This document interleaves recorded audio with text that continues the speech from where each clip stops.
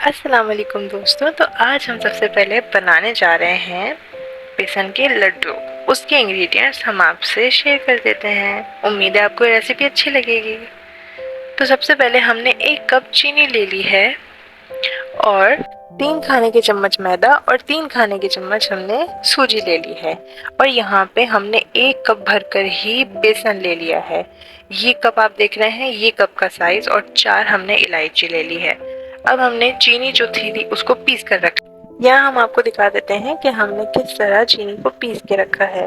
जो 1 कप भर की चीनी ली थी वो पूरी पीस के रख लें, मगर आप अपनी ज़रूरत के हिसाब से चीनी कम या ज़्यादा कर सकते हैं, कोई पाबंदी नहीं है। अब जल्दी जल्दी से जो हमारा मिक्सर है उसको हम बंद कर देंगे और बंद करके अच्छे से चीनी को पीस के रख लेंगे, एकदम बारीक, जैसे आइसिंग शुगर होती है ना, बिल्कुल उसी तरीके से। ये हमने पीस लिया चीनी को और उसके बाद बेसन को हम पतीली में डालकर भूनेंगे, बगैर कोई घी तेल कुछ नहीं डालना।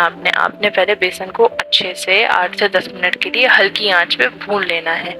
जब बेसन अच्छे से भून जाए तो इसको हम अलग निकाल के रख लेंगे। बेसन भून गया, हमने इसको अपने पास अलग तसले में निकाल कर रख लिया है। अब हम क्या करेंगे कि जो हमारे पास सूजी है उसको हम 5 मिनट के लिए लो फ्लेम पर भून लेंगे। और फिर जब सूजी अच्छे से भून जाएगी तो हम उसको भी अपने पास अलग निकाल के रख लेंगे। ये भून गई और हमने इसको अपने पास अलग निकाल के रख लिया बेसन के साथ ही। ये देखिए, देखा, यू कैन सी। अब हम क्या करेंगे कि जो हमारे पास मैदा लिया था हमने 3 चम्मच खाने के, वो भी हम इसी तरह 5 मिनट हल्की आंच पर भून कर रख लेंगे अच्छे से, ताकि इसका कच्चापन खत्म हो जाए।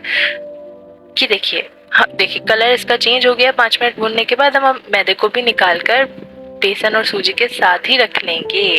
अब हम क्या करेंगे कि उसी पतीली में हम घी लेंगे, आप मक्खन भी ले सकते हैं। आधा कप के करीब हमने घी लिया है।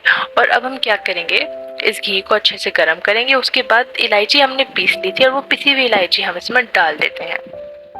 ये देखिए, अब इसको थोड़ा सा पकाने के बाद जो हमने सूजी, मैदा और बेसन भून के रखा था वो हम इसमें डाल देते हैं। वो इसमें डालने के बाद हम इसको 4 से 5 मिनट के लिए अच्छे से पकाएंगे, जब तक ये सारी चीज़ें आपस में अच्छे से मिक्स हो जाएं और पक जाएं। उसके बाद हम आपको दिखाएंगे।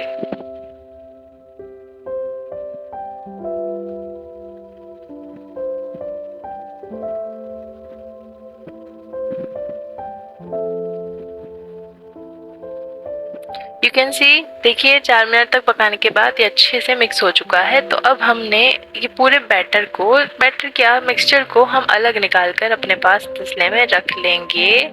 और निकालने के बाद हम इसको ठंडा कर लेंगे, अच्छे से कूल डाउन कर लेंगे।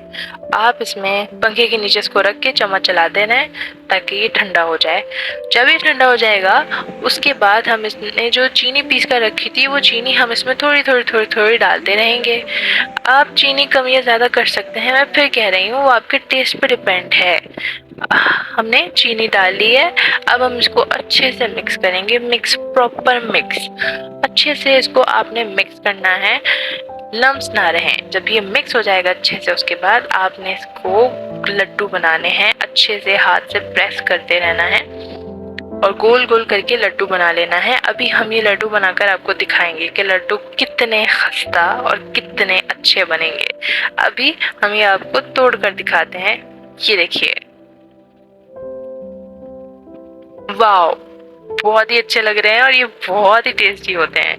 आई होप कि आपको आज की हमारी रेसिपी अच्छी लगी हो। अगर अच्छी लगी हो तो उसी के साथ हमारे चैनल को लाइक कीजिए, प्लीज़ सब्सक्राइब कीजिए, कमेंट भी कीजिए और शेयर भी कीजिए।